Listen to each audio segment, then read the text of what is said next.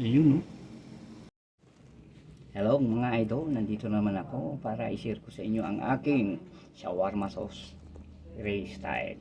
Pinaghalo ko lang ang mayonnaise, ah, yogurt, plain, asin, paminta, oil, calamansi juice, and then honey bee, and then yung garlic na nadikdik. Yun lang, very simple, at saka tubig. Again, kung meron kayong may i-share sa pampasarap ng sauce, i-share nyo naman sa akin. Pwede rin lagyan ng ng hot sauce. Yun. Kaya lang, hindi available sa akin. Tsaka ayaw ng mga anak ko. Kaya ganun na lang. Pag gusto yun, lalagyan na lang. Okay? Thank you po and let's get it on. Hello mga idol.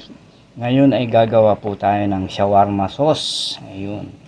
Mga sangkap natin is asin, ground paminta, yogurt yung plain, water if needed, and then syempre yung minced garlic, oil, calamansi, mayonnaise, and then honey bee. Very simple. Let's get it on.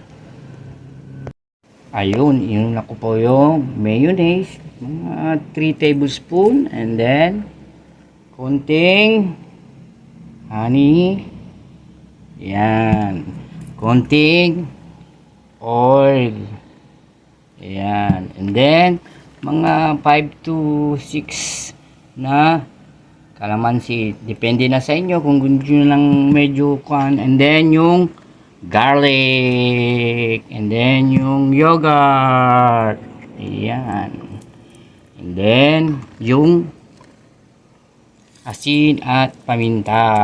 Alright. Paghalo-haluin muna natin lahat. Yan. And then, dagdagan natin ng tubig. Bahala na sa inyo kung gusto nyo malapot or kuhan. Yan. Konti-konti lang. Yan. Ganyan lang.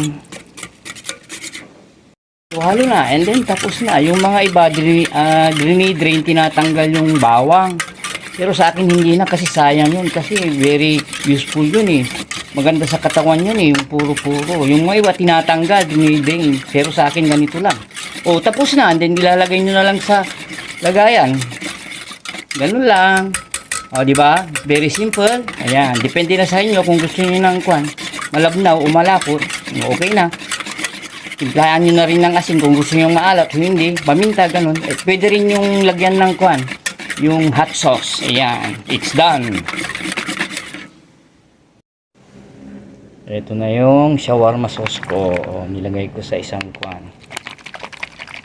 Diba? And then, nandito yung tortillas, may ground beef, cheese, and then tomato, and then sibuyas. Lalagyan ko na lang ito.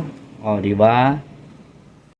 Ayun, lagyan na natin ng konti. Yun. Shawarma sauce and then may shawarma. Alright. Kain na po tayo. Shawarma with my sauce.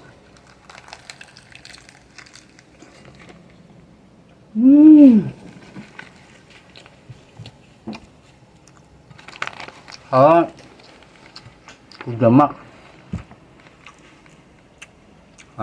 Thanks for watching.